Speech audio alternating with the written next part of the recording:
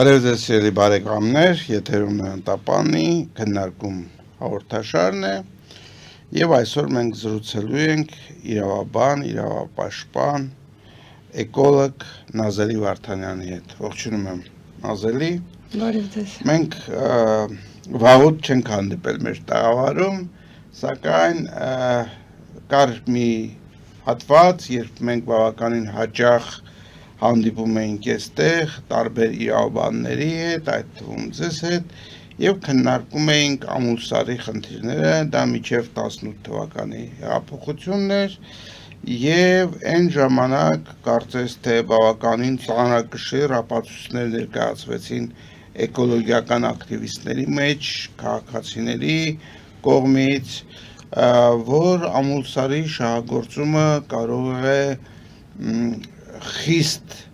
վնասել Հայաստանի էկոլոգիային, քանի որ այդ հանքը իր տեղադրմամբ գտնվում է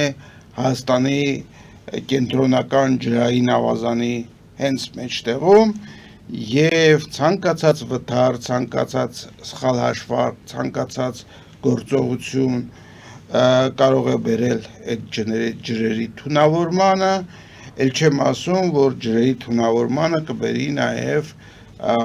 պարզապես դրենաժը, որ դատարկապարները, երբ որ քանդում են սարը եւ պարզապես լցնում են այնտեղ, անձրևաջրերը անցնելով այդ ապարների միջով թթվայնացնում են ուրեմն ջրերը եւ այդ ջրերը թափվելու են ջրային ավազանի մեջտեղը։ Ինչ տեղի ունեցավ այդ ամբողջ շարժումից հետո, որովհետև որոշ ժամանակ կարծես թե հանրությունը մտածում էր, որ ինքը հաղթել է, այնուամենայնիվ այդ հանքը չի բացվելու եւ հանկարծ մենք իմանում ենք, որ կառավարությունը ինքը տալիս է ուրեմն Լիդիան ընկերությանը $150 միլիոն ուրեմն բյուջետային երաշխիք, իսկ դա նշանակում է, որ եթե Լիդիանը այնուամենայնիվ տապալվեց իր գործունեության մեջ,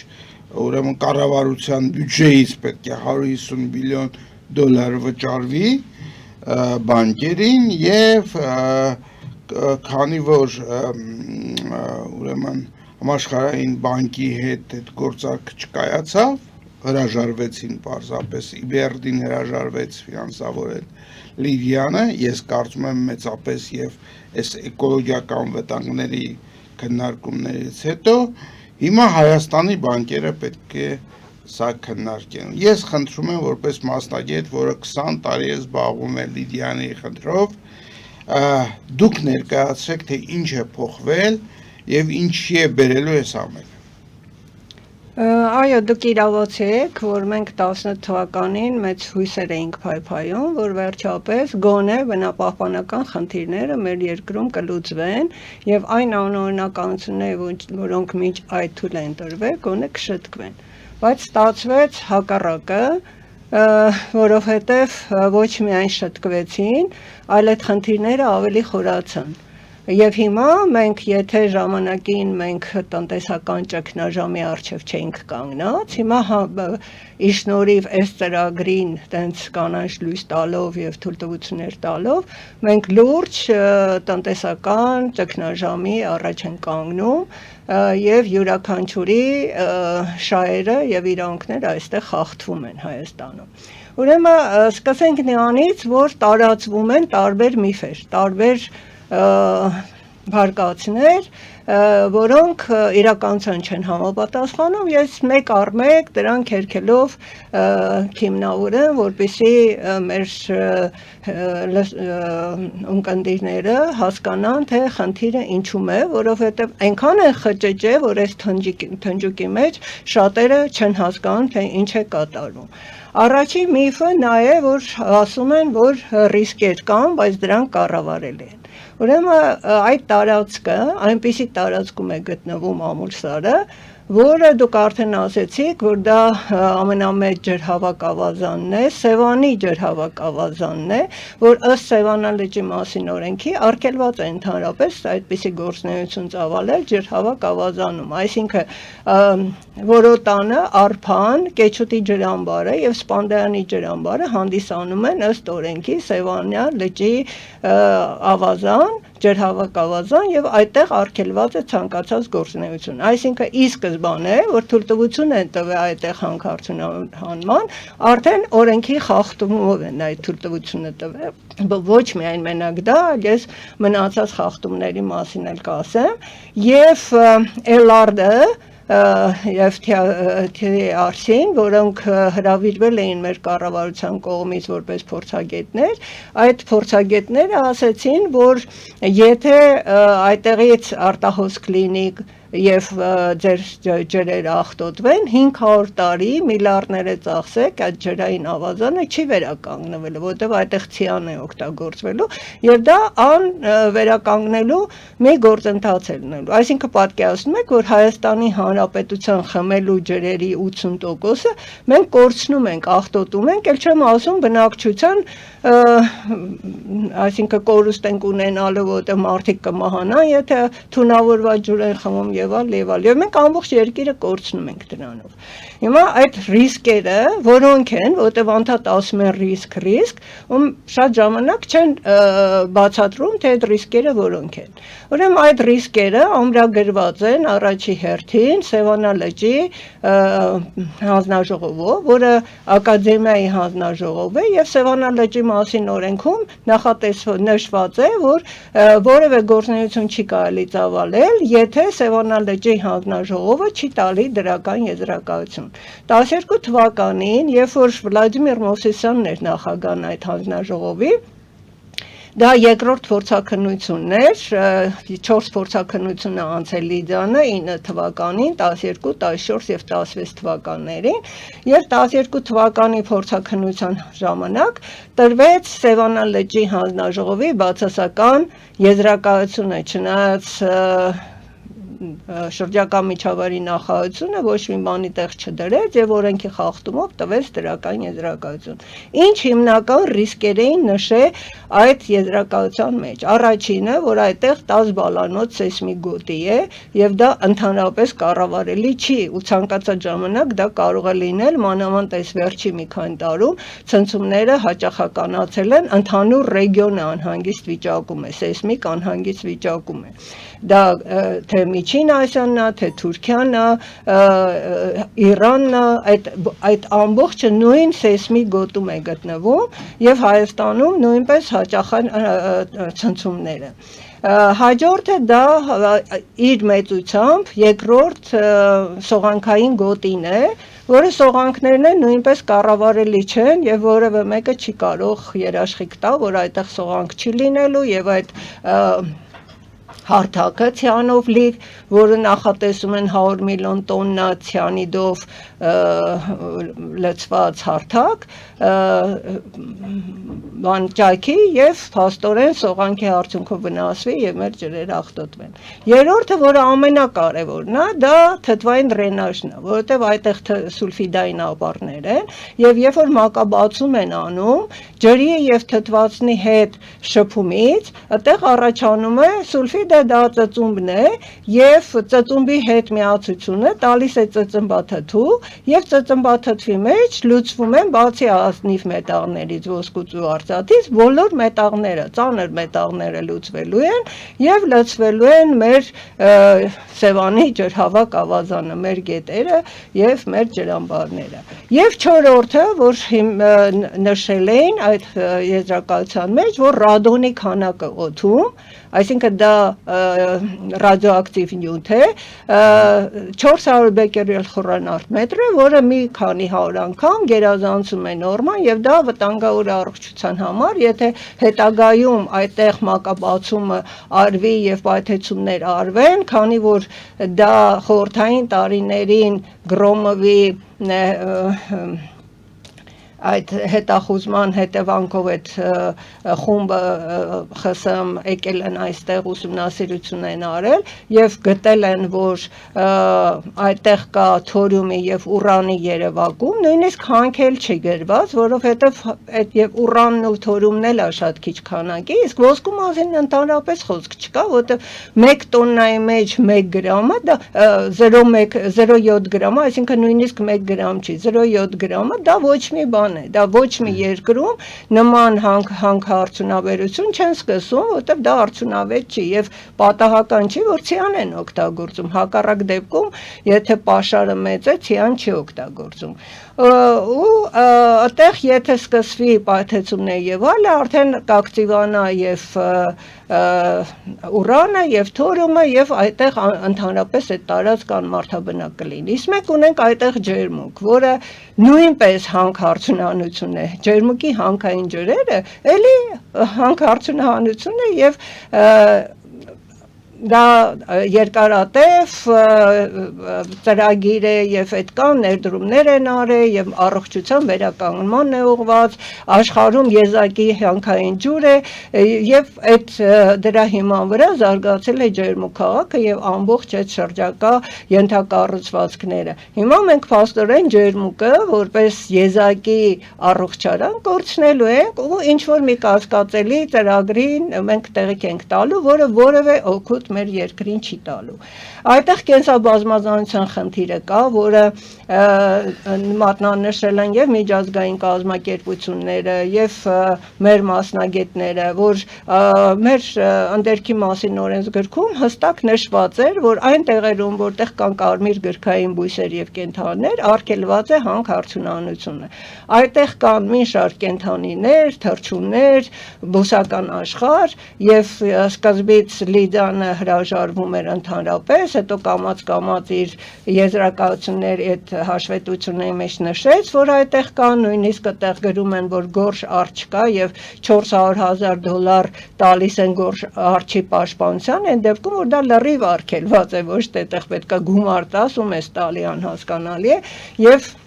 արդեն ֆիքսում են, որ այդտեղ այդ կարմիր գրքային կենդանին կա։ Միջև այդ ասում ենք, որ մատնունից իրանավոր բույսը կա, որը էլի հազվագյուտ է եւ միայն այդ ռեգիոնում է աճում, իրենք հասան նրան, որ կառավարության որոշում եղավ եւ այդ բույսը տեղափոխվեց Սևանի բուսաբանական այգի անօրինական կառավարության որոշմամբ, այդ կառավարության որոշումը հակասում է եւ խախտում է մեր բուսական աշխարհի մասին օրենքը եւ երկու կոնվենցիաները, որը բավերացվել է Հայաստանի կողմից։ Եվ այս ռիսկերը ամրագրված են ոչ միայն Սևանի հանձնաժողովի եզրակացության մեջ, այլ դրանք ամրագրված են եւ 4 խոշոր թթվային դրենաժով զբաղվող ընկերությունների կողմից տված եզրակացություններում, որը մենք ստացել ենք մեր հայրենակից Հարություն Բրոնոզյանի օգնությամբ, ամերիկահայ, եւ երկու ավստրալիական ընկերություն, մասնագիտական կանադական մեկ կազմակերպություն եւ մեկ ամերիկյան կազմակերպություն տվել են եզրակացություն, որ թթվային դրենաժի ռիսկերը առաջին շատ բարձր են, երկրորդը կառավարելի չեն, որովհետեւ այդտեղ հրաբխային ապարներ են եւ ամեն ճեղքի վրա մի փական չես կարող դնես, այդ ճեղքերից ներծծվելու են այդ ծանր մետաղները, թունավոր նյութերը, մեր արտաքին աշխարհ, այսինքն մեր ջրային ավազան եւ մեր ջրային ավազանը աղտոտվելու է։ Այսինքն սա ռիսկեր են, որոնք կառավարելի չեն եւ դրանք արկա են ու եթե կլինի մեկ անց կամ ինչ որ կառավարություն, որ կարող է երկրաշարժ, սողանքներ, թթվային դրենաժ կամ ճառագայթում կառավարի, անպայման Նոբելյան մրցանակ կտան, չկա նման երկիր, որը կարողանա դրանք կառավարի, առավել եւս մեր երկրում, որ այդքան մեծ գումարներ, նույնիսկ այն մինիմում անհրաժեշտ գումարները բնապահպանության վրա չի տրամադրվում, մեր հնայի 3-ից 5% պետք է տրամադրվի բնապահպանական ռիսկերը մեղմելու համար, մենք միայն 1% ենք նախատեսում եւ դա բավարար չի, որ այդ ռիսկերը մենք կարողանանք կառավարենք։ Սա ռիսկերի վերաբերյալ եւ սրա շնորհիվ է, այս ռիսկերի շնորհիվ է, որ ֆինանսական կազմակերպությունները մեկը մյուսի հետևից հրաժարվել են Լիդիանին ֆինանսավորումը։ Սկզբից եղել է ֆինանսավորող որպես համաշխարհային բանկի խմբում գտնվող միջազգային ֆինանսական կորպորացիան IFC-ն։ Եվ դա հայտնի կորպորացիա է եւ ֆինանսական աջակցություններ ցուցաբերում ու երբ որ մեր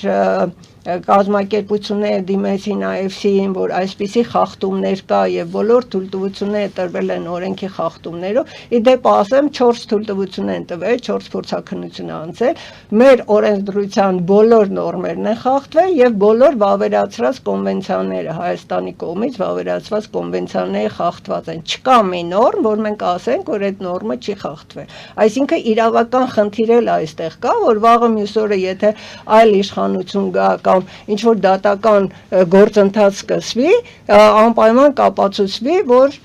իրավական առումով բոլոր նորմերը խախտվել են եւ կաշխատեն հետդարձ անել եւ վերականգնել մարդկանց իրավունքները, վերականգնել մեր օրենսդրական նորմերը, որպեսզի այդ վիճակը համապատասխանի մեր օրենսդրությանը։ Եվ դրանից հետո ֆինանսավորումը իրականացրեց ՎԶԲ, Վերակառուցման եւ Զարգացման Եվրոպական բանկը, եւ նույնիսկ 15% բաժնեմասուն էր։ IFC-ն ինչու դուրս եկա, որովհետեւ մենք դիմեցինք եւ 17 թվականին IFC օմբուդսմենը, վերահսկողը եկավ Հայաստան եւ արձանագրեց հաշվետվությունը ինտերնետում կա, արձանագրեց, որ այդտեղ չի գնահատվել ջերմուկի ջրերի վրա ազդեցությունը, ջերմուկի եւ գնդեվազի վրա սոցիալական ազդեցությունը, կենսաբազմազանության վրա ազդեցությունը, որ կան այդ հաշվետվությունների մեջ, այսինքն Լիդիանի ներկայացրած փաստաթղթերի մեջ բավականին բացեր եւ ոչ ճիշտ տվյալներ եւ դրա հիման վրա իրենք դադարեցրեցին ֆինանսավորումը։ Հաջորդը ֆինանսավորեց ՎԶԲ, Եվրոպական զարգացման բանկը եւ 15% բաժնեմասուն էր այդտեղ։ Մենք շատ դիմեցինք իրենց ու ոչ մի արձագանք չեղավ եւ վերջում իրենք հասկացան, որ իրոք ռիսկերը բարձր են եւ իրենց դադարեցին մասնակցությունը այդ ծրագրում, հասկանալով, որ ռիսկայնությունը շատ բարձր է եւ 2 տարի առաջ ես ելույթ եմ ունեցել on-line իրենց ընդհանուր ժողովում, անցյալ տարի Հայաստանում էին անցկացնում իրենց ընդհանուր ժողովը, նույնպես ելույթ եմ ունեցել եւ այս տարի եմ պատրաստում իրենց ընդհանուր ժողովում ելույթ ունենալ։ Մենք դիմել ենք իրենց համապատասխանության հանձնաժողովին, որպեսզի այդ բոլոր խախտումները արձանագրվի եւ մեզ տան ոնց որ IFC-ն տվել է օմբուդսմենի եզրակացություն, բոլոր դեպքերում այդ խախտումները կան եւ մենք փաստորեն տեսնում ենք այն ինչ որ կա, այսինքն հրաժարվել են իրենց ֆինանսավորումից։ Եվ դրա արդյունքում փաստորեն եւ նրա արդյունքում, որ իրենք ունեին թույլտվություն 9 թվականից 10 տարով հանքարդյունություն անել եւ ոչ մի բան չեն արել մինչեւ այսօր, նույնիսկ շինարարություն չեն սկսել նորմալ ու ավարտել։ Փաստորեն իրենք ունեին վարկեր տարբեր միջազգային կորպորացիաներից, ֆինանսական կազմակերպություններից եւ այդ կազմակերպությունը չեն կարողանում փակել, փաստորեն ոչ ճիշտ տնտեսավարման արդյունքում, փաստորեն իրենց դեմ հայց ներկայացվեց Օնտարիոյի դատարան եւ Օնտարիոյի դատարանը իրենց ճանաչեց սնանկացման process-ում գտնվող, վերակառուցման գործընթացում գտնվող եւ բոլոր ակտիվները իրենց անցան 3 ֆինանսական ընկերությանը, որը մեկը Օսիսկոն է, Օրիոն է եւ RFC-ն, որը RFC-ն էլ իր մասը արդեն փոխանցել է այն առաջի երկուսին։ Եվ բացի դրանից 15 թվականին Լիդիանը կնքել է այդ կազմակերպությունների հետ, այդ ֆինանսական կորպորացիաների հետ եւ գրավադրել է իր ամբողջ գույքը, իր բոլոր իրավունքներն ու թույլտվությունները եւ ապագա ստացվող արդյունքները, այսինքն արտադրանքը, հումքը եւ այլը։ Այսինքն այսօր, եթե իրենք նույնիսկ սկսեն աշխատել, իրենք ոչ մի բան չունեն, որպեսզի մեր երկրին տան ու դրանից եկամուտներ տան։ Ու այն ինչ որ ասում են, որ տնտեսական տնտեսական աճ եւ այլ, դա արդեն երկրորդ միֆն է, երկրորդ հորինված մի նարատիվն է, որ մենք ունենալու ենք տնտեսական աճ։ Առաջինը այդ կազմակերպությունը ընդհանրապես մասնագիտացված չի հանքարդյունահանման մեջ, իսկ մեր օրենքը ասում է, որ հանքարդյունահանման թույլտվություն կարող է ստանալ 5 տարվա փորձ ունեցող կազմակերպությունը։ Այս կազմակերպությունը կյանքում որևէ երկրում չունի մի փորձ, որը ցույց տա ու ասի, որ մենք հանքարդյունահանման զբաղվել ենք։ Սա եղել է խորհրդատվական կազմակերպություն Legion International-ը եւ ընդհանրապես հանքարդյունահանման չի զբաղվել եւ դա եւս օրենքի խախտումով տրվել են այդ թույլտվությունները։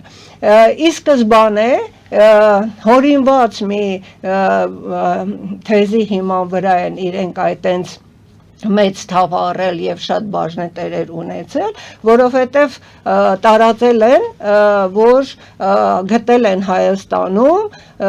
Հայաստանի ամենամեծ ոսկու հանքը։ Այն ինչ որ իրականությանը չի համապատասխանում, առաջինը 21-րդ դարում նոր ոսկու հանք գտնելը ինչ որ աբսուրդային երևույթ է, որովհետև բոլոր մեր հանքերը, բոլոր պաշարները խորհրդային տարիներին ուսումնասիրվել են եւ մեր երկրաբանական ֆոնդում գրանցվել են, եւ երկրորդը, որ դա ամենամեծը չի, ամենամեծ ոսկու հանքը եղել է սոտկը 6.9 գրամ 1 տոննայի մեջ, եւ այստեղ 10 անգամ ավելի պակաս է 1 տոննայի մեջ 0.7 գրամ եւ աշխարհում եթե 2 գրամից 1 տոննայի մեջ պակաս է պաշարը ընդհանրապես քաղաքակիրթ երկրներում չեն մոտենում, որտեղ արդյունավետ չի եւ թիան արգելված է օգտագործել այդ երկրներում, իսկ որտեղ որ թույլ են տալի թիան օգտագործել, այդտեղ 1 գրամն է նվազագույնը։ Սա 1 գրամից պակաս է, այսինքն մեր ցանկացած պոչամբարից կարելի է դրանից ավելի շատ ոսկի ու արծաթ եւ ընդհանրապես այդ հանքին չմոտենալ եւ եթե հիշում եք ժամանակին հնդիկները եկան հնդկական մի ընկերություն եկավ սոտկ եւ ոչ մի գրամ իրանք հանքանյութ չեն հանել պոչամբարից իրենք ոսկին հանեցին որոնք ինչը հաշվառված չէր եւ թողեցին Հայաստանից գնացին իրանք զենք են արտադրում մենք այսօր իրեն զենքն ենք առնում իսկ մենք ինչ ենք անում ես չգիտեմ մեր պաշարները նվիրում ենք մեր չգիտեմ կամ հակառակորդներին կամ այլ երկրներին սա տնտեսական աճի մասին է ինչ վերաբերում է ընդհանրապես մետաղական հանքերի արդյունավետությանը որ ասում են մենք առանց հանքարդյունահանման չենք կարող գոյատևեն եւ այլը ես վիճակագրական տվյալներ բերեմ որ մեր վիճակագրական տվյալների համաձայն մետաղական հանքարդյունահանման մասին է խոսում մեր հնայի 2.8%-ն է կազմում, նույնիսկ 3% չի հասնում։ Ասում են բա արտահանումը, ժամանակին եղել է 36% արտահանում, բայց պատերազմի ժամանակ ու եթե մեր կառավարությունը հույս ուներ որ դա միակ գործունեությունն է որ պատերազմի ժամանակ վալյուտա է բերելու, պատերազմը 20 թվականի ցույց տվեց, որ խաթարվեց այդ արտահանումը եւ դրանից հետո իրենք ծանր վիճակի մեջ գտնվեցին բոլոր մետաղական հանքերը եւ սուբսիդիաներ էին ուզում կառավարությունից, որպեսզի օժանդակի կառավարությունը, որովհետև այդ արտահանումը նվազել է։ Ստեղ էլ մի ուրիշ խնդիր է, եթե մեր հնայի մեջ հանքարդյունահանությունը 2.8% է, ապա ինչպես է արտահանումը 36%, այսինքն փաստորեն իրենք շատ հանում են, որտեղ արտահանումը ցույց է տալիս, որ շատ հանել են, բայց քիչ ցույց են տալիս եւ քիչ հարկեր են վճարում, այսինքն ստեղ էլ անհամապատասխանություն կա։ Սա երկրորդ բանն է, նարատիվն է, որը որևէ քննադատության չի ենթարկվում, եւ երրորդը, որ եթե մենք նայենք հարկատուների ցուցակը, տասնյակի մեջ միայն այս տարին է, որ Քաջարան առաջի տեղում է, Քաջարան 4-րդ, 5-րդ տեղում է եղել, իսկ մեր ամենամեծ հանքը դա քաջարանն է, որը մոլիբդենի հանքարդյունահանման 7-յակի մեջ է աշխարհում։ Մնացածը ոչ մեկը գրավչական չեն, որ ասես, որտեղ բոլոր տեղերում ավելի մեծ պաշարներ կան, եւ քաջարանը նույնիսկ առաջի տեղերում չի եղել է տասնյակի մեջ ու վերջ էլ ոչ մի հանքարդյունահանող տասնյակի մեջ չկա։ Ու հիմա եթե մենք նայում ենք, տեսնում ենք, որ քաջարանն է միակ մետաղական հանքը, մնացածը mobile service, որը բջջային հեռախոսների վաճառքով է զբաղվում, Wildberries, որը on-line առևտրով է զբաղվում, այդ տասնյակի մասին եմ խոսում, երկու ծխախոտ արտադրող ընկերություններ, Vesta էլեկտրոնիկայի խանութներ, այսինքն եթե հանքարդյունահանման հետ համատեղ կարելի է համատել առևտուրը, եկեք առևտուր զարգացրեք կամ չգիտեմ ուրիշ բան զարգացրեք։ Շատ լավ, Տիկին Վարդանյան, եկեք ես առաջարկում եմ հիմա դուրս գանք գովազդային կարճատև դադարի, սելի բարեկամներ, դուք էկրանին տեսնում եք մեր հեռախոսահամարները, որով կարող եք զանգահարել եւ հարցեր տալ մեր հյուրին, ինչպես նաեւ տեսնում եք մեր Patreon-ի QR կոդը, որով դուք կարող եք ֆինանսապես օժանդակել մեր գործունեությանը։ Հիմա գովազդային դադար, իսկ դադարից հետո մի քանի կարևոր հարցեր, որոնք առաջացրեցին Տիկին Վարդանյանի ելույթները։ Գովազդ է եթե։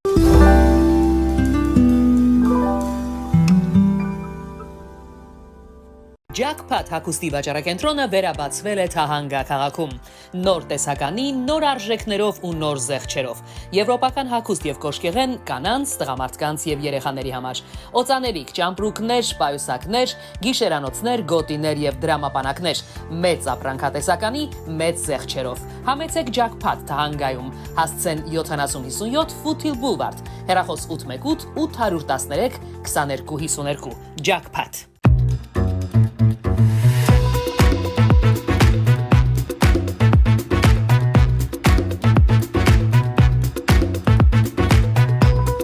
Արարատ ռեստորան, ընտանեկան եւ ընկերական ժամանցի լավագույն հասցե, սիրված արտիստներ, հյուրընկալ մթնոլորտ, հարուստ ճաշացան, անմահական խորտիկներ, Արարատ ռեստորան, հասցեն անփոփոխ, սիրով սպասում ենք ձեզ։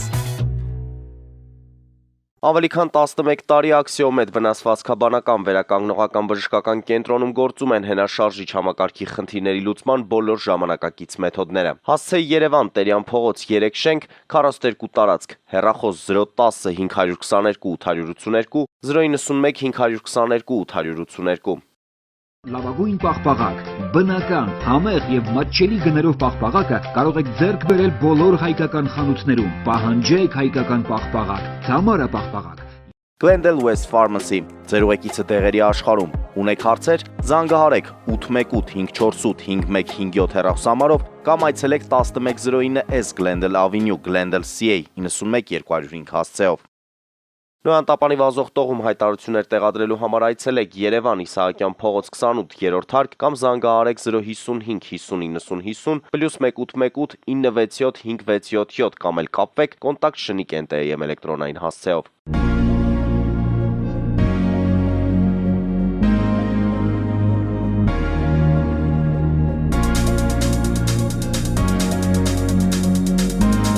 Տպագրեք ձեր գիրքը Նոյան տապան տպագրատանը, ինչպես նաև թերթեր, ամսագրեր, բուկլետներ եւ այլն։ Հասցեն քաղաք Երևան, Իսահակյան 28 առաջին հարկ։ Հեռախոս Հայաստանից +374 55 50 90 52, ԱՄՆ-ից 818 967 567։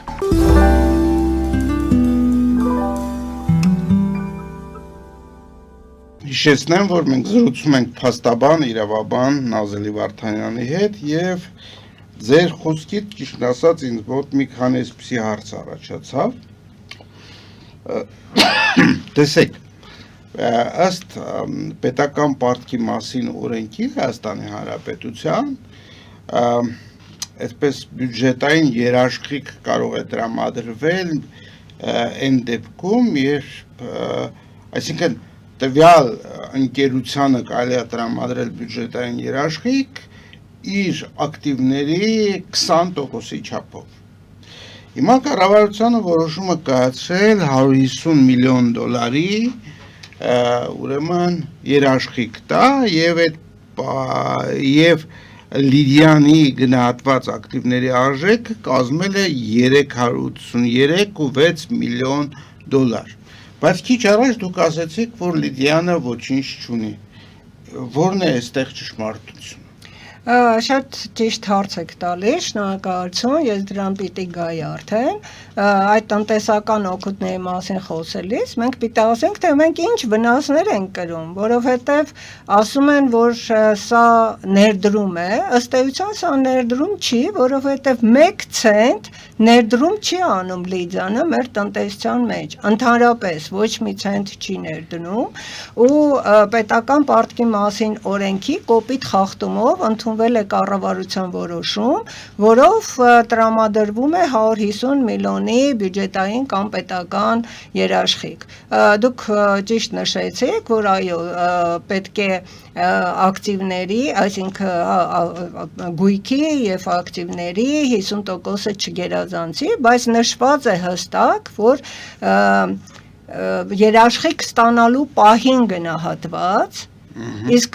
կառավարության որոշումը տվել է 6 ամիս ժամկետ, որպեսզի գնահատում արի։ Այսինքն տրվել է երաշխիք առանց գնահատման, իսկ գնահատված տվյալները ներկայացվել են 2 տարի առաջվա տվյալներ, 23 թվականի տվյալներ, 283 միլիոն։ Ուրեմն այստեղ էլ թվերի խնդիր կա։ Բայց երբ որ ակտիվներ եք ասում, ես կուզենայի դուք բացեք, դա ինչ է։ Այսինքն տվյալ հանքում եղած ոսկին եւս գնահատվում է որպես իրենց։ Ոչ, իրենց միայն գույքն է գնահատվում։ Այսինքն տրակտորներ, այո, որը իրանք այսօր չունեն, բոլոր տեխնիկան իրանք վաճառել են, այս վերջի 2 տարվա ընթացքում ամբողջ տեխնիկան վաճառվել է, եւ ես արդեն ասացի, որ 15 թվականից իրենց գույքը գրավադրված է, այսինքն իրանք էտել չունեն, եւ եթե նախկինում իրենք 18 թվականին ասում են 460 միլիոնի ներդրում են արել, հիմա ներկայացրել են 383 միլիոնի գույք, հա, որը էլ իրականության չի համապատասխանում եւ 6 ամիս են տվել օրենքի խախտումը, որ արդեն պետք է դու այդ տվյալը ունենաս, որ երաշխիք տաս։ Ու եթե պարզվի, որ 0 է, ինչ է կանելու այս կառավարության որոշումը, դա աբսուրդ է եւ փաստորեն տալիս են երաշխիք, որը բացի նրանից, որ այդ 20%-ն է սահմանափակում դրված, նշված է, որ մեր համախառն ներքին արդյունքի 50%-ը չպետք է գերազանցի, իսկ այդ երաշխիք տալով դառնալու է 54.6% մեր հնայի, այսինքն գերազանցելու է մեր, այսինքն դա էլ երկրորդ խախտումն է, եւ բացի դրանից պետական երաշխիքը համարվում է պետական պարտք եւ այս գումարով, այս 150 միլիոնով դառնում է 13 միլիարդ $, որը նույնպես գերազանցում է այդ մեր պետական պարտքը չի կարող մեր հնայի 50%-ը գերազանցել։ Այսինքն մի քանի կետով է խախտվել պետական պարտքի մասին օրենքը եւ ռիսկայնության մասին էլ չեմ ուզում ասեմ, որովհետեւ մենք մի ձևավորված կայուն համակարգ ունենք, տնտեսական համակարգ մեր երկրում, որը շատ դժվարությամբ է ձևավորվել, դա բանկային համակարգն է եւ սա մեծ վտանգ է մեր բանկային համակարգին։ Որ էլի խախտումով գրվել են այդ կառավարության որոշման մեջ 5 բանկերի անուն եւ դրանով փաստորեն վնասել են այդ բանկերի հեղինակությանը, որովհետեւ այդ բանկերի հետ իրենք չեն համաձայնացրել։ Հիմա մենք դիմում ենք բանկերին ու ասում ենք մեզ պատասխանեք, դուք այդ վարկը տալու եք թե չէ, իրենք ասում են մենք տեղյակ չենք։ Ու նույնիսկ բանկերից մեկը ընդհանրապես հրաժարվեց ու ասեց, որ մեր քաղաքականության մեջ ընդհանրապես չի թույլատրվում, որ մենք հանքարդյունանմանը գումար տանք։ Մնացածները դեռ տենց հստակ պատասխան չեն տալի, բայց իրենք տեղակ չեն, ոնց կարելի է բանկերի անուն գրել ու այդ բանկերին տանել կործանման, որովհետև եթե իրենք իրոք տան, ինչպես եղավ 16 թվականին Ամերիա բանկի հետ, որ 25 միլիոն տրամադրեց այս ծրագրին, Եվ մի շաբաթվա մեջ իրենց վարկանիշը ընկավ 0-ի եւ բոլորը ովքեր այդտեղ հաշիվներ ունեին, թե կազմակերպություններ, թե մեծամասնությունը եւ քաղաքացիներ փակեցին իրենց հաշիվները։ Ցանկացած բանկում միաժամանակ գումարները հանեն եւ փակեն հաշիվները, այդ բանկը կլուծարվի։ Այսինքն մենք մեր բանկային համակարգը դնում ենք ռիսկի տակ։ Ու էլ չեմ ասում, որ այս որոշմամբ յուրաքանչյուր հարկատուի գրպանն ենք մտնում։ Այսինքն բյուջեն ինչ է նշանակում, դա մեր գումարներն է, եւ այդ գումարներից պետք է տրվի պարտքերը։ Էլ չեմ ասում, որ այդ բանկերի տուժն ու տուգանքները չի երաշխիքը փակում, այսինքն այդ ամբողջ բեռն գնելու է բանկերի վրա։ Այդ բանկը կգնա ուրիշին վարկ կտա ու դուրս է գալի, որ վարկով ձեռնարկատիրական գործունեություն պետք է իրականացնի ընկերությունը եւ անվանի, որ դա ներդրում է։ Այդպես բոլորին վարկ են տալու, ուրեմն մենք բոլորս օտար երկրան ներդրող ենք, հա։ Շատ հետաքրքիր իրավիճակ է։ Մենք հեռախոսազանգեր ենք ստանում, եկեք ընդունենք նրանցից մի քանիսը եւ հետո շարունակենք մեր զրույցը։ Բարև ձեզ, դուք եթերում եք, լսում ենք ձեզ։ Բարև ձեզ, պարոն Հարությունյան, բարև ձեզ, Տիկին Վարդանյան։ Տիկին Վարդանյան, կարծում եմ, որպեսզի այդ հանքարդյունաբերությունը լինի ավելի զարգացած, ձեր նշած 3%-ից պետք է լինեն ներդրումներ, իսկ այդ ամուր սարը լինելով ամերիկյան ընկերություն, կարծում եմ կարևոր է հայ-ամերիկյան ռազմավարական կապերի զարգացման եւ ամերիկյան եւ արևմտյան ներդրումների համար, բայց այստեղ այլ հարց եմ ձեզ տալ, մենք դուք նշեցիք Քաջարանի պլանզամոլիբդեինը, որը ռուսական գործարան է, կուզենայի իմանալ դուք վերջին տարիներին բարձրաձայնել եք այդ Քաջարանի գործարանի հետ կապված որևէ բնապահպանական խնդիրներ, ես չեմ ասում բանվորների կամ աշխատավորների, այլ բնապահպանական, որն վնասում է։ Ձեր կարծիքով գոյություն չունեն նման խնդիրներ եւ ձեր կարծիքով ինչու է հիմնական այդ շեշտը դրվում ամուր սարի եւ ոչ թե ենթադրենք Քաջարանի մխիթարամոլիբդեինի վրա, այստեղ դուք տեսնում եք ենթադրենք ռուսական պրոպագանդայի ազդեցություն։ Շնորհակալություն։ Շնորհակալություն, այսինքն կա այստեղ քաղաքական կոմպոնենտ այս հարցի մեջ, թե ոչ, եւ փորձենք պատասխանել։ Նախ որ խոսում են, որ դա ամերիկյան կապիտալ է եւ ամերիկյան կազմակերպություն է, ուրեմն Legion International-ը, ես ամենայն պատասխանատվության հայտնեմ, երբեք ամերիկյան կազմակերպություն չի եղել։ Ամերիկյան կազմակերպության հետ ընդհանրապես այս ամբողջ գործընթացում չի երևում։ Դա համար ես միշտ զարմացել եմ, թե 10 տարի ինչու են լոբինգ անում մեր դեսպանները, Ամերիկայի դեսպանները Հայաստանում, որովհետև այդպես էլ անհասկանալի է, թե այդտեղ իրենց շահը որն է։ Legion International-ը գրանցված է Վիրջինիա կղզում Մեծ Բրիտանիայի օֆշորային գոտում եւ ընդհանրապես ամերիկյան հետք չի երևում եւ ինքը ցուցակագրված է եղել Տորոնտոյի բիրժայում, այսինքն եթե ասեին Կանադա ու Մեծ Բրիտանիա կարող է ինչ որտեղ դեռ մտածեինք, որ կարող է այդտեղ ինչ որ շահեր լինեն։ Ամերիկյան որևէ կազմակերպության մասին որևէ դեսպան ինչ չկարողացավ պատասխանել, ես բոլորի հետ բացի այս վերջի դեսպանի հետ հանդիպել եմ եւ որ հարցում եմ որն է ձեր շահը, որն է ձեր կազմակերպությունը, ասեք բացահայտեք ինչ է գախնի պահում, որ դուք էսենց լոբինգ եք անում, իրենք չեն բացահայտում։ Դա մեկ, ինչ վերաբերում է գործող կազմակերպություններին հանքարդյունահանող, այդ թվում եւ Քաջարանին, մենք բոլոր խախտումների մասին, բոլոր խնդիրների մասին խոսում ենք, բայց մենք երբեք չենք ասել, որ հանքարդյունաբերությունը պետք է իսպառ վերանա Հայաստանից եւ փակվի, որովհետեւ նույնիսկ եթե այսօր Քաջարանը փակվի կամ Ղափանի կամ մեկ այլ հանքարդյունահանման ընկերություն փակվի, դրանից մեր բնությունը չի շահելու, հակառակը անվերահսկելի է դառնալու։ Մենք ունենք ապարանում օրինակ Global Gold էլի ոսկու հանքը, որը սնանք ճանաչվեց եւ փակվեց, եւ այդտեղ անվերահսկելի այդ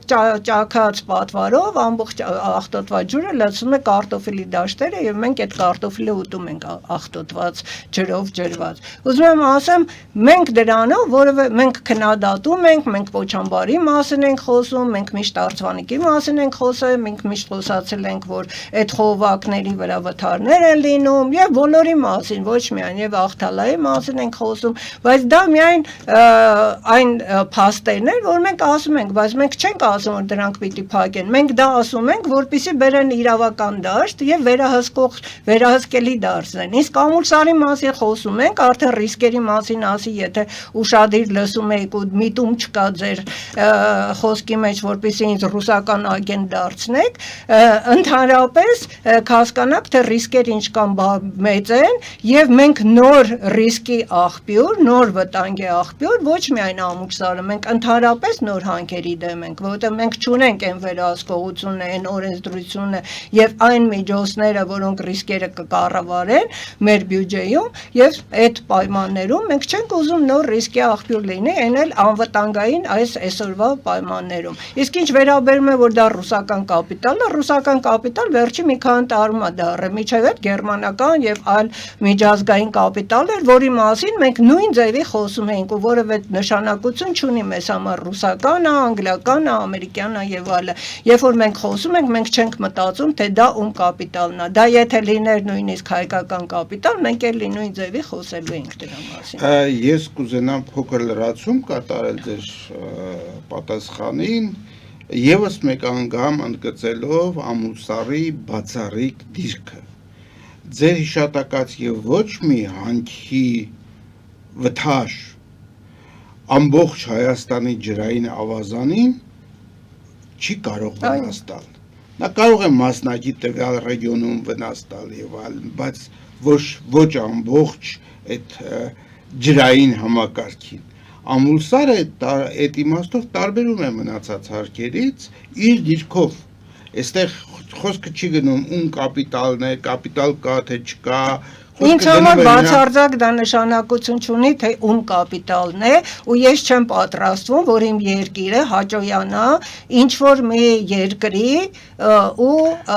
ապրենք ուրիշի շահերով։ Մենք մեր շահերով պիտի ապրենք եւ մեր երկրի, մեր ժողովրդի մասին։ Այստեղ կա իհարկե քաղաքական մի հատ այսպիսի ենթատեքստ, որ եթե տարբեր հզոր երկրների ուրեմն ձեռնարկություններ գտնվում են քո երկրում, դա նաև հանդիսանում է որպես ուրեմն երկրորդական,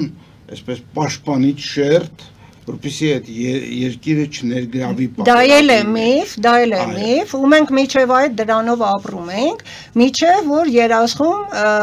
սկսեցին կառուցել երկաթի վերամշակման գործարան։ Եվ դա լրիվ ամերիկյան կապիտալ էր, եթե Լիդիանը ամերիկյան կապիտալ չի բացահայտ, չգիտեմ տակը ինչ կա, բայց դա լրիվ ամերիկյան կապիտալ էր եւ Ամերիկայի դրոշը այդտեղ փակցված էր եւ ասում էին այնտեղ որտեղ կա ու ինձ դեսպաններն էլ են ասել որտեղ կա ամերիկյան դրոշ Ադրբեջանը չի հարվածի Ադրբեջանը անտեսեց եւ Ամերիկայի դրոշը եւ ամերիկյան կապիտալը հարվածեց այդտեղ նույնիսկ զոհեր ունեցանք եւ մեր բյուջեի հաշվին մեր հարկատուների հաշվին մասնավոր կազմակերպությունը տեղափոխեցին այլվար առաջինը ինչու պետք է մեր բյուջեի հաշվին իմ հաշվին մասնավոր կազմակերպությունը տեղափոխվի, դա մեկ խնդիր, որը մեր վրա բեռա, երկրորդը Ամուլսարը ոնց է տեղափոխելու, ուր է տեղափոխելու։ Շատ լավ, եւս մեկ հեռախոսազանգ ունենք, բարև ձեզ, դուք եթերում եք, լսում ենք ձեզ։ Բարև ձեզ, պարոն Արությունյան, ողջունում եմ ձեզ եւ դեժուրին Տիկին Վարդանյանին, ուրեմն պարզապես մի լրացում եմ ուզում անել, բացատրությունները շատ ճիշտ են եւ համաձայն եմ Տիկին Վարդանյանի հետ, միայն մի բան եմ ուզում լրացնել, որ այս ամեն ինչը տեղի ունենում Վարդան Ղուկասյանի պատճառով, այսինքն այս կառավարությունը եւ օլիգարխիան անձնական վրեժը լուծելու համար որպեսզի Վարդան Ղուկասյանին արտահանձնեն, ամերիկան արտահանձնի Հայաստանին, նրանք ֆինանսավորում են այս ամբողջը, օլիգարխան եւ անձնական վրեժն են ուզում գծում։ փոխարենը ամուսարը տալով Ամերիկային նվիրելով ուղղակի։ Շնորհակալություն։ Շնորհակալություն, նույն միֆն է միջալով։ Նույն միֆերն ատես կարելի է հազարը մի միֆեր ու շեղել մարդկանց ուշադրությունը հիմնական բուն խնդրից։ Չէ, այստեղ միֆը նաև որ ամուսարը շահագործում է ամերիկյան կազմակերպություն։ Այո, ամերիկյան կազմակերպության հետաքրքրությունը, եթե իրենք այդքան ազնիվ են, խնդրում են բացահայտեն, թե որն է իրենց շահը եւ որ կազմակերպությունն է այստեղ ներգրաված։ Երբ որ դա ասեն, այն ժամանակ մենք դրան քակադարձենք, բայց կապ չունի, ամերիկյան է, չգիտեմ որ երկրի կապիտալն է այստեղ գալու, մենք դեմ ենք այդ երկրի կապիտալին։ Ու դուք որ ասում եք ռուսական կապիտալ, ամենաշատը մենք հենց ռուսական կապիտալի դեմ ենք պայքարում, որ հանկարծ Եվրասիական բանկը չֆինանսավորի եւ մեր ջանքեր մենք գործադրեցինք, որ Եվրասիական բանկը չֆինանսավորի, որը ռուսական կապիտալ էր, այո։ Դրա համար մեզ համար բոլոր խնդիրները, որը հակասում են մեր օրենսդրությանը եւ մեր ժողովրդի շահերին, ընդունելի չեն, այդքան բան։ Իսկ այդտեղ անձնավորված թե ինչ եք դուք տեսնում, ինչ եք մասնավորեցնում, դա որևէ այսպեսի մի հարց, էլի հեռախոսազանգեր ունենք շուտով կանդրադառնանք, ուրեմն ըստ ուրեմն այդ ծրագրի կառավարությունը ակնկալում է տարեկան $100 միլիոն չափով ուրեմն հարկային եկամուտ այս ընկերության աշխատանքից եւ քանի որ հանքավայրը պիտի շահագործվի 25 տարի, ուրեմն 25 տարի շարունակ տարեկան 100 միլիոն լրացվում է մեր բյուջեն։ Սա տնտեսական հիմնավորման մեջ է, թե ինչու է պետությունը փորձում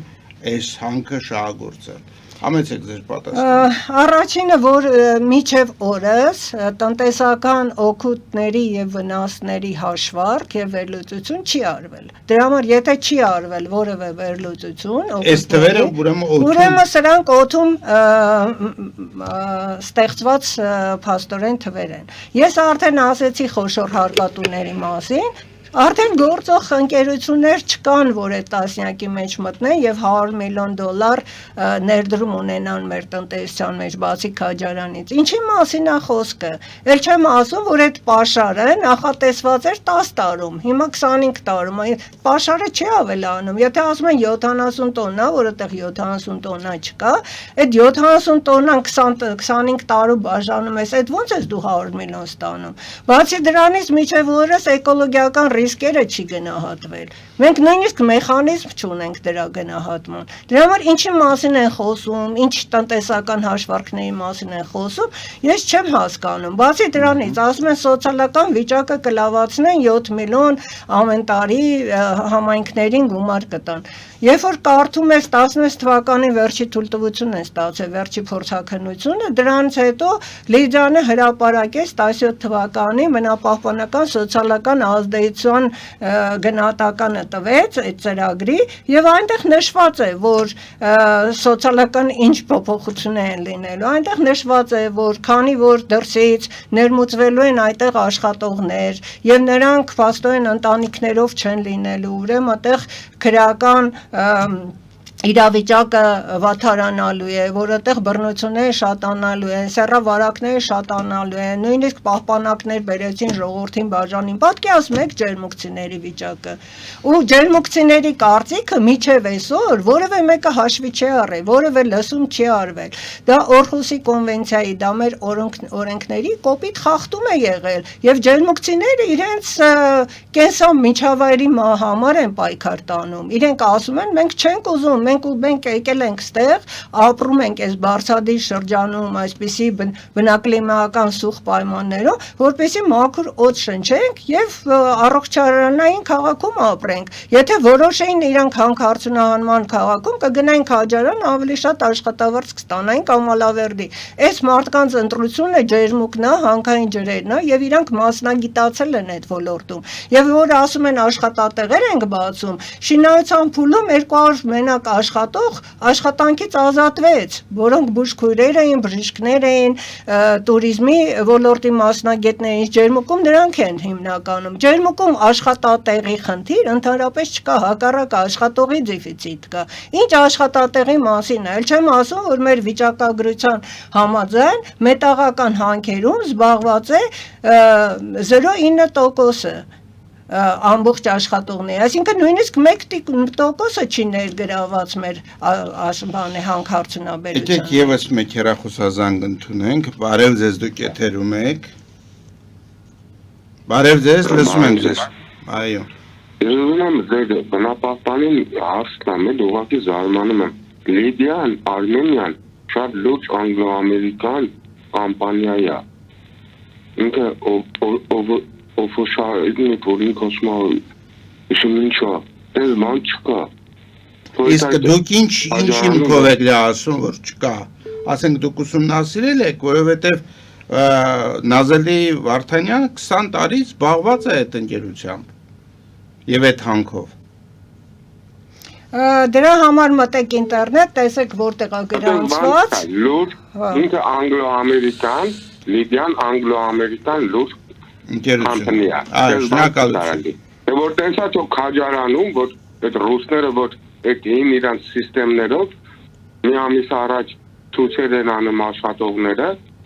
այդ էին փոշու այդ սովետական սիստեմով, դրա մասին խոսա։ Շատ լավ։ Նորից հարցը քաղաքականացվում է, այստեղ ամերիկյան, ռուսական ընկերությունների հարցն է, խնդրեմ նորից ավելի հստակ հարց տամ, ինչի հիման վրա եք դուք պնդում, որ Լիդիան Արմենիան ամերիկյան կազմակերպություն չի եւ ամերիկյան կապիտալ չի։ Երբ որ հեղափոխություն եղավ 18 թվականին, 18 թվականի օգոստոսին վարչապետի հրամանով ստեղծվեց աշխատանքային խումբ, որտեղ ներգրավվեցին գիտնական մասնագետներ տարբեր ոլորտներից, երկրաբաններ, կենսաբաններ եւ այլը եւ այդ թվում իրավաբան, որը ես էի ներկայացնում եւ մեզ տրվեց 2 շաբաթ, որպեսզի մենք ուսումնասիրենք բոլոր փաստաթղթերը ստեղծման օրվանից կապված Ամուր-Սարի հետ եւ գրենք եզրակացություն։ Ես 34 էջանոց եզրակացություն եմ գրել եւ ուսումնասիրել եմ 25000 էջ փաստաթուղթ, կես անգլերեն, կեսը հայերեն, սկսված օրվանից իրենց բոլոր հաշվետվությունները, գրանցման եւ այլն։ Եվ Lydian International-ը, Lydian Resources է եղել, հետո Lydian International-ը դառը, դրանք գրանցված է Մեծ Բրիտանիայի Վիրջինիա կղզում, որը օֆշորային գոտի է եւ մեր ներդրումային պայմանագրերի բանով չի պաշտպանվում։ Այսինքն, եթե մենք խոսում ենք ներդրումների պաշտպանության մասին օրենսդրությամբ, դրանով չի պաշտպանում, որտեղ օֆշորային գոտում գրանցված կազմակերպությունները այդ պայմանագրերով չեն պաշտպանում։ Դրա համար այսքան ժամանակ ում կողմից միջազգային նորմերի։ Դրա համար ես սկզբից ասում էի, որ իրենք չեն կարող դիմել դատարան, որովհետև Մեծ Բրիտանիայի եւ Կանադայի հետ կնքված ներդրումների մասին պայմանագրերով օֆշորի մասին ընդհանրապես խոսք չկա եւ իրենք պաշտպանված չեն այդ օրենքով Եվ եթե իրենք արբիտրաժ դիմելու իրավունք չունեին։ Հետո իրենք հասկացան, որ դա այդպես է, եւ ստեղծեցին դուստր կազմակերպություններ, գրանցեցին մեկը Կանադայում, մեկը Լոնդոնում, բայց ոչ Ամերիկայում։ Եվ հայտ ներկայացրեցին, որ արբիտրաժ են դիմում։ Այդ ժամանակ ու այդ ստեղծվել են 18 թվականի օգոստոսին։ Ես ասեցի, հիմա կարող են դիմել արբիտրաժ, բայց որևէ բանի չեն հասնի, որովհետեւ ճանապարհները 2 ամիս փակ են եւ դա իրենց ռիսկն է, որ իրենք ստեղծել են եւ որևէ ներդրում չէին կարող անել, որովհետեւ այդ ընկերությունը չէր աշխատում։ Այդ հանքը չէր աշխատում եւ 1 տարուց ավել այդ ճանապարհ 2 տարի համարյա այդ ճանապարհները փակ մնացին։ Ուզում եմ ասեմ, որ այդ ամբողջը ես ուսումնասիրել եմ եւ այդ ուսումնասիրությունների արդյունքում գրել եմ, որ ինչ օրենքներ, այսինքն բոլոր օրենքները, բոլոր կոնվենցիաները խախտվել են եւ 4 էջը, 34-ից 4 էջը նշել եմ կոռուպցիոն ռիսկեր, որոնք պետք է ուսումնասիրվեն մեր իրավապահ մարմինների կողմից եւ մեկ առ մեկ դրանք նշել եմ։ Միջև օրս որևէ կոռուպցիոն ռիսկի ուսումնասիրություն եւ հետաքննություն չի արվել մեր պետության կողմից կողմից։ Ու ես զարմանում եմ, ինչի են ստեղծում այդ աշխատանքային խումբը, ինչի են $5 միլիոն ավել գումար տալի LRD-ին ու TRC-ին, որպեսզի գան այստեղ փորձաքննություն անեն եւ եզրակացություն տան, այնը բացասական եզրակացություն են տվել, այն էլ կեղծ ստեղծված մի քրեական գործընթացում, որը ընդհանրապես բոլոր օրենքների խախտումով էր հարուցվել, այդ գործը մի հիմքով հարուցվել է, մեկ այլ հիմքով փակվել է, այդտեղ ոչ տուժող կար եւ պետական մարմինը, այսինքն վարչապետի բանով էր հայտարարությամբ էր այդտեղ եղել ու ոչ միտեղ չի նշված, որ դա վարչապետի հայտարարությամբ է այդ գործը հարուցվել, ինչ որ մի ոստիկանի անուն են գրում որպես տուժող, որը ընդհանրապես ամբողջ գործում չերևաց, եւ այդ ամեն ինչը ոնց որ sense մի հատ խճճելու, մի հատ ինչ որ տեղ թողնելու, որ հետագայում մանիպուլյացիա անելու մի հնարավորություն ստեղծվեց, այն էլ անհասկանալի հոդվածով ու անհասկանալի այդ փորձաքննությունը օրենքի խախտումով արվեց քրեական գործի շրջանակում, որը ընդհանրապես թույլատրելի չէր, որովհետև քրեական գործի շրջանակում ըստ քրեական դատավարության օրենսգրքի պետք է քննիչի որոշմամբ ընտրվի, քննիչի որոշմամբ նշանակվի եւ առաջադրանք տրվի։ Սա կառավարությունը տենդերը հայտարարել, մրցույթ արել եւ ընտրություն է արել։ Այսինքն բյուջեից գումարը գնացել, մարդիկ ասել են այդ փորձագետները, որ դա անթույլատրել է եւ եթե մենք լինենք ուղիղ տեսա եթեր եղավ եւ մենք տեսանք ինչ են ասում, ուղիղ հարցին իրանք պատասխանեցին, եթե մենք լինենք, մենք թույլ չէինք տա տեղ հանքարդյունանություն։